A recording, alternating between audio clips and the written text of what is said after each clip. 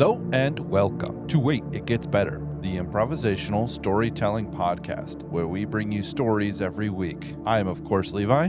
I'm Reed. And I'm Seth. And we're here to do our review episode about this story. What story do you have, do you ask? It's about survival versus sacrifice. Our latest story, 3 episodes, and we're going to talk about it here. If you haven't heard it yet, I would say this episode's going to be very confusing. Go back, listen to it, and then come and listen to this story. So we had a lot of cool, interesting, scary, dynamic, suspenseful. These are all words I would use to describe this story. This is what the New York Times would put on the back of the novel. Yes. Suspenseful, full of intrigue. This made the New York Times mediocre selling list, you know. Exactly. This was a story about survival. It was a story about kind of the raw fight between good and evil. You know, we often write stories with complex villains or more or less complicated villains who maybe sometimes are struggling to do what's right at first or have motivations that people can sympathize with. This, in my opinion, was a very boiled down fight between good and evil. Yep, absolutely. And I think part of it made it kind of more real for me anyways, because of the fact that it was in fact set in just the real world, you know? Yeah, not some fantasy land, some planet far, far away where you have an entirely different set of dynamics. Right, yeah. Right. It's like the good and bad was not like the good and bad of a different world. It was the good and bad of my world. And because, hello, my name is Levi, and I believe 100% that something like this has happened, is happening, and will happen again in the future. Yep. That's part of what made it so difficult not difficult, but a sort of exercise in trying to be honest about it. Right. You know, that's one of the things that made it that way, is that it was so real. You know, I remember watching a movie years ago. I'm not even going to say the name of the movie, but it was really terrible. I mean, it was really scary, and it was about bad people doing bad things. And at the end of it, I went outside after it was over, and I was just so overwhelmed. And it was a horror movie, and people were like, oh, wow, that was really scary. And I was like, that was really scary because I believe all of it is true, rather than that made me feel uncomfortable with how weird it was. You know what I mean? Yep. What did you guys think about this story that we just wrote here? Well, it was harsh. I think a lot of what you just said kind of, for the most part, resonates from the same perspective that I have on it. Yeah, me too.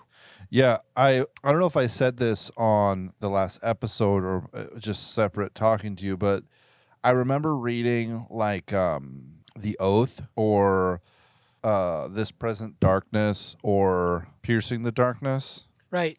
Those are the kind of books that this made me think of. Peretti, yeah. Yeah. Have you read those, Seth? Years ago, I know at least 1 or 2 of the ones you just mentioned, like probably when I was between the ages of 8 and 11. Same, which was really way too young for those.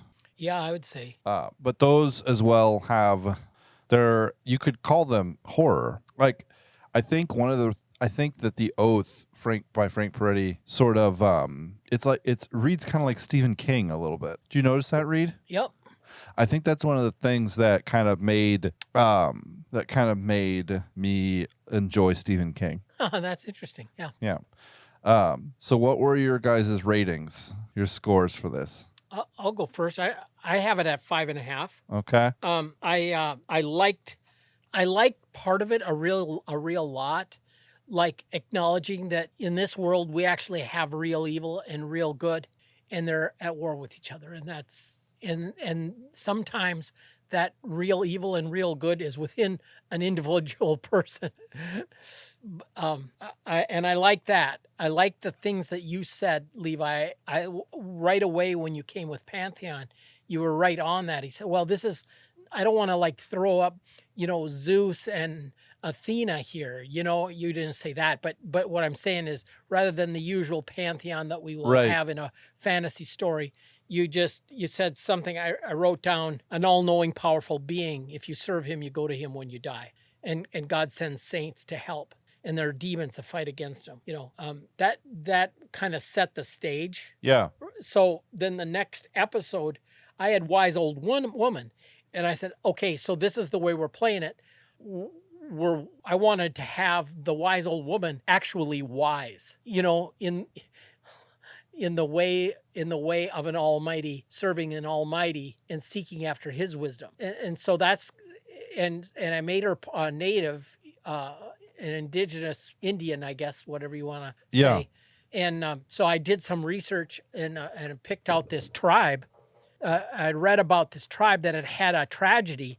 They had a massacre. They had wiped out a road crew after Seward, after they bought Alaska in 1864. They attacked and killed just a road crew, and then the government, the response to it was to go and pretty much wipe them out. There was not wipe them out, but there was like 19 killed on one side and like 20 on the other side, and then some people hanged for being murderous barbarians. But what I'm saying, it wasn't like they wiped out the whole tribe, but the fighters, they certainly did, and it was a tragedy.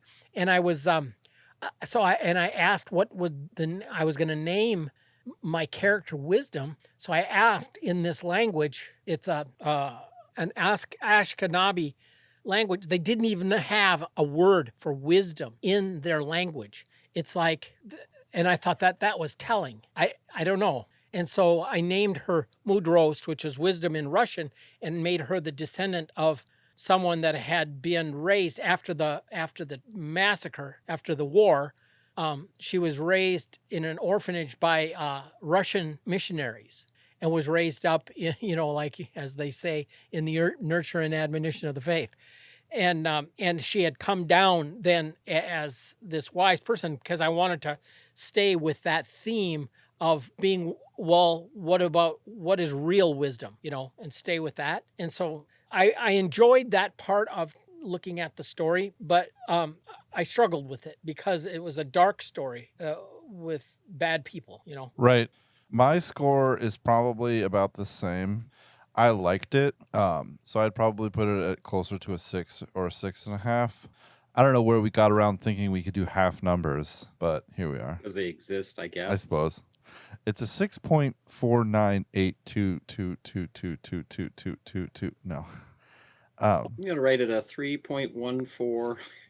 No, that's not my rating. But. Yeah. But one of the things that I really liked about it was this whole kind of your story element at the beginning, the magic system. Seth's, yeah. Yeah, I say your because I'm thinking about Seth, and I'm not looking at Reed. But Seth's magic system combined with the kind of dangerous wilderness, right? Combined with the Pacific Northwest, which I love as far as looking at, and reading about and things like that. I knew kind of from the beginning, especially when I introduced the Pantheon, such as it was, that this was going to be weird. But I really like how it evolved straight from, there was the magic system, and then I think after the magic system, Seth had anti-hero, which was like the culmination of the magic system in reality, and then Seth's take on an anti-hero, like an antichrist, like an opposite hero. Yeah. I thought that was really good. I liked my fighting style. I wish that it would have gotten used more. But that's just kind of how it is. There are a couple of really great story elements that I've had that they end up just disappearing, Mm-hmm. Oh, But it set the tone. happens to It set everybody. the tone, I think, for parts of the story anyways. Yeah, fighting style, panic, rage is what I wrote down when you first started talking about it. Yeah. Yeah. So I'm probably like a 6.5.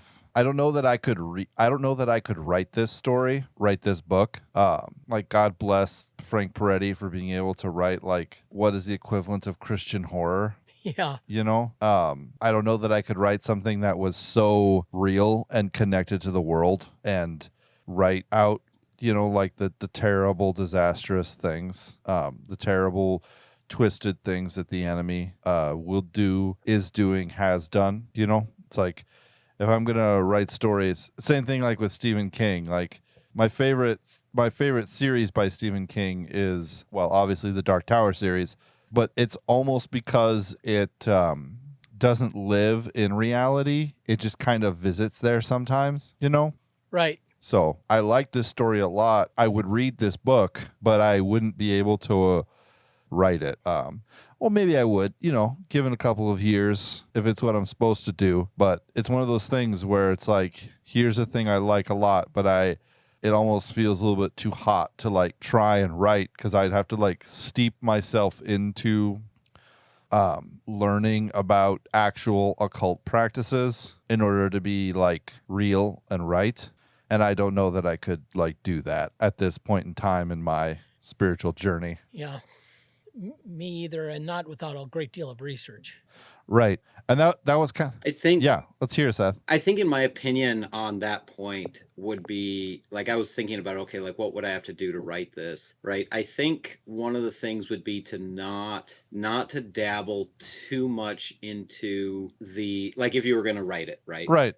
Like things that I would do, right, is search out some of these topics, as far as the spiritual and like getting a right perspective on how this operates. Cause like, I feel bad that we portray this, and I hope we get it right, and forgive us if we're off skew a little bit, but we do what we can. But then like also go like immerse yourself like out in the woods, do some like personal survival stuff, right, so that as you're writing it, like, okay, this is how someone would find water, how they would Yeah, filter it, yeah. Some of the hiccups that would come up, stuff like that, so that you can kind of live part of it out, so that personal experience would come out in it. Yeah, I hear you. And as far as like the occult part of it, I think that would be best left to not necessarily highlight the particulars of that. And this just would be my perspective. As far as like, I wouldn't have, let's say, like, look at the occult and say, how would they do this sacrifice or that sacrifice? But just boil it down to just the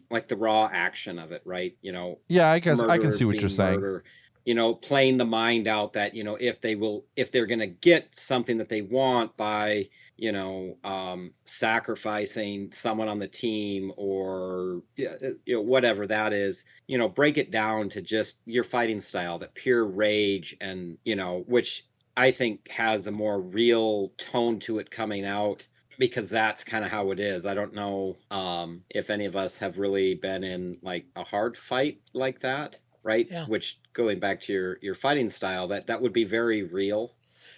Right. I really, to actually just, I just want to interject here. Sorry to interrupt, Seth.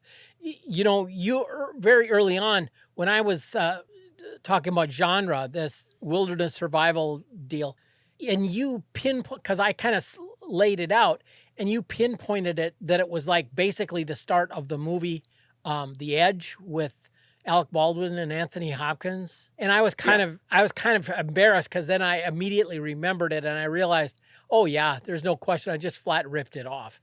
And I kind of took the wind out of my sails a little bit.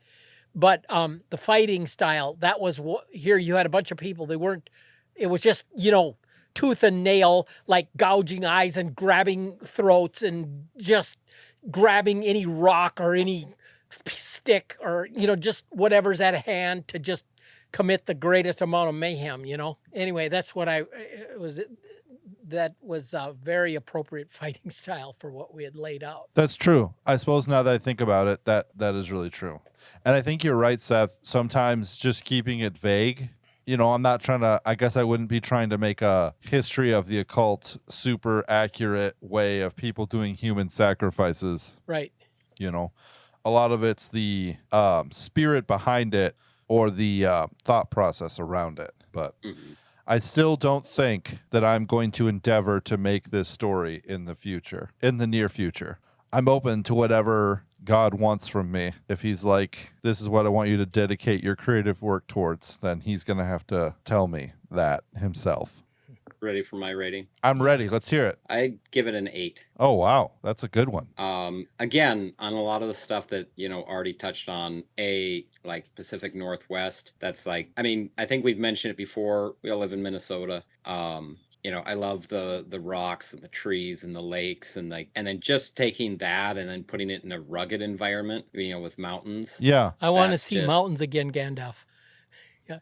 I love that. Yeah. And so that to me is just, because again, like I think after the first episode I mentioned that and I went and watched The Edge. And just that, I don't know, it's beautiful, just beautiful. Not necessarily like the movie itself, but just the landscape of it. Right. Just right. That I really, really like. I also like the survival idea of it. Right. The, kind of the play of something major going on, with a few people, like I think I brought up like the, and then there were none, that idea that, the suspense is happening and something is happening, but there's also a very limited amount of people. Right. And so you can't just kill everybody off at once. Or, right. I don't know. So like, to actually see that in a situation, I would think, I don't know, you'd have to find, if you were going to endeavor to write it, or if I was going to endeavor to write it, I think it would take some good planning to figure out how many people would be needed, how often is something going to happen, not happen, what the right number ratio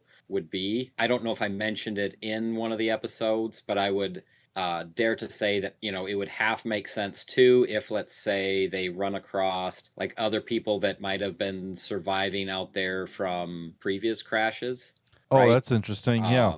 Which would bring in a dynamic, which if they're the ones that survived, then they're probably fairly taken with that kind of that dark side of things as it was, and whether or not that's where some of the initial, let's say, chaos starts coming into the camp, or if they find a group of some of these people that, were just ahead of them and kind of messed up, and maybe they come in and so it kind of boosts the numbers up for, a little bit of something. I don't know. It just, I could imagine that would be a plausible idea. I think, so you have a lot of like little aspects. The idea that, this is something real. It's surreal, but it's real. So it would be something that, again, someone could probably, like that movie you said you watched, supposed to be horror, but gripping because it's, this isn't just something extravagant, right? It touches on something real. I think of too, like the Screw Tape Letters.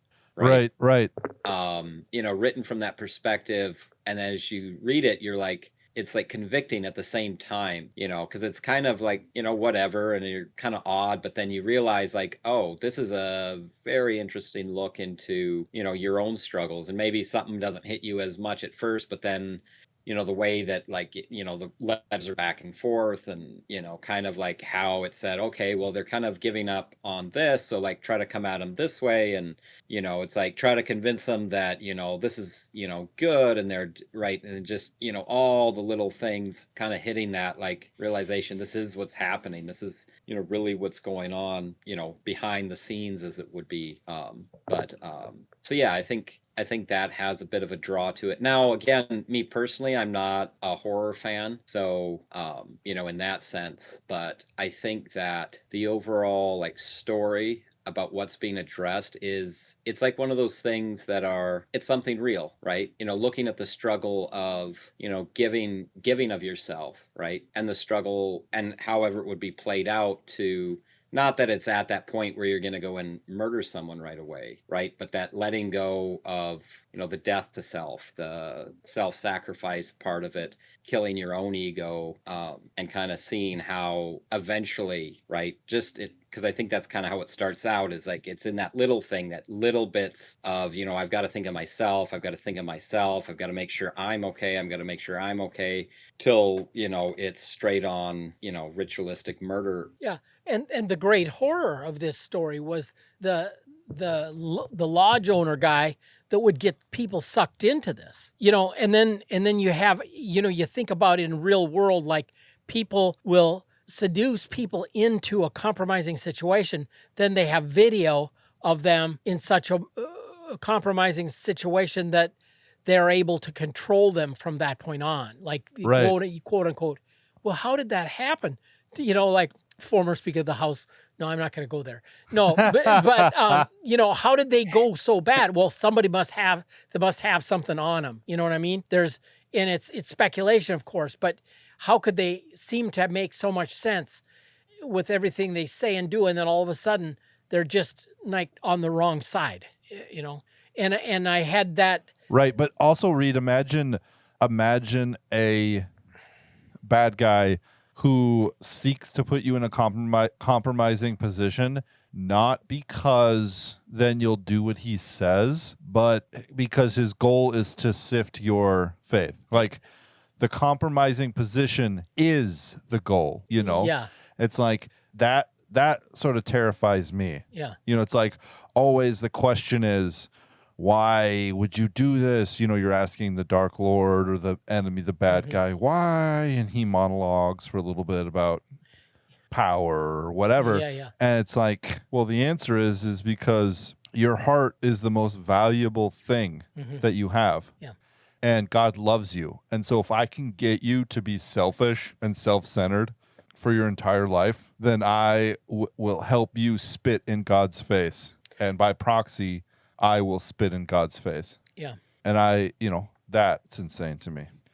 That's like kind of like the idea of maybe a big reveal in the story where there is no big thing that's going to happen. Yeah. Right? He just is trying to get these people to come out and tear each other apart. Yeah. That's the point. That's the big thing. Yeah. People tearing each other apart. That is what he wants. Okay, I'm getting kind of depressed. Thank goodness there were heroes in this story, right? That's and right. so, no one had a sad ending because... Well, I mean, I would say that the ending itself was kind of sad simply because, like, it's a mixed bag. I wouldn't, because ultimately it is a sad thing to see people continually choose to do that, given every opportunity not to. Yeah. And down to the very last, point, right? Still be willing to go, okay, I'll just sacrifice someone else one more time, and then I'll get out of this, and then it'll be what I want, and then it'll be, and every opportunity, especially then when it kind of comes to a head where it's like that's kind of revealed and this group of people kind of step away from it and they move away and then this just buckles down. So it's like they have that chance and they don't take it, right? And then each next step of the way, it's, that to me makes it sad, even though the other people get out, right? Yeah, that's true. But that's very true. I think that would be a way that's kind of the way I had or envisioned having the ending being a sad ending. Ultimately great that these people got out and, they came out all right. But, we have kind of the death of the hero and, kind of the continued unrepentance of, the villain and everyone that kind of keeps following after his idea of how to take care of things. But... All right, ladies and gentlemen, I think that's it. Unless anyone else has any more words to say about this story. I'm good. Okay. I just want to say that it sometimes feels like in life, like the best thing that you can do is to take for yourself while the getting is good. The best thing you can do is make sure that you have yours. And I would say be careful. Be careful of the idea of getting to the front of the line at all costs. Doesn't matter who is behind you. Because you end up giving up, parts of yourself in really important and dynamic ways. But this is a lesson that I've been learning this week. So, ladies and gentlemen, thank you so much for joining us for this incredibly more serious and much more difficult episode of Wait, It Gets Better. If you like these last 3 episodes that we made and this review episode, let us know. Give us a call. Reed, what's your phone number? No, just kidding. Drop us an email at waititgetsbettercast@gmail.com. Message us on Twitter at @getsbettercast. We'd love to hear from you. We'd love to hear your thoughts. We'd love to hear your opinions. We'd love to hear your critiques on our theology. Next week, we'll be coming back with a brand new story. I've drawn the story elements here. Levi has prequel, so I'm going to be choosing one of our previous stories to make a prequel from. Reed has government type, so he'll choose how the government organizes itself. That'll contribute to how the story plays out. And Seth has magic system again. So Again and again and again. we will get to thinking about those, turn our thinking caps on. If you have ideas about what we could use, what we could do for them, send us a email or message us on Twitter. We'd love to hear your thoughts. And until next time, when we see you and meet you again, this has been Wait, It Gets Better. Bye.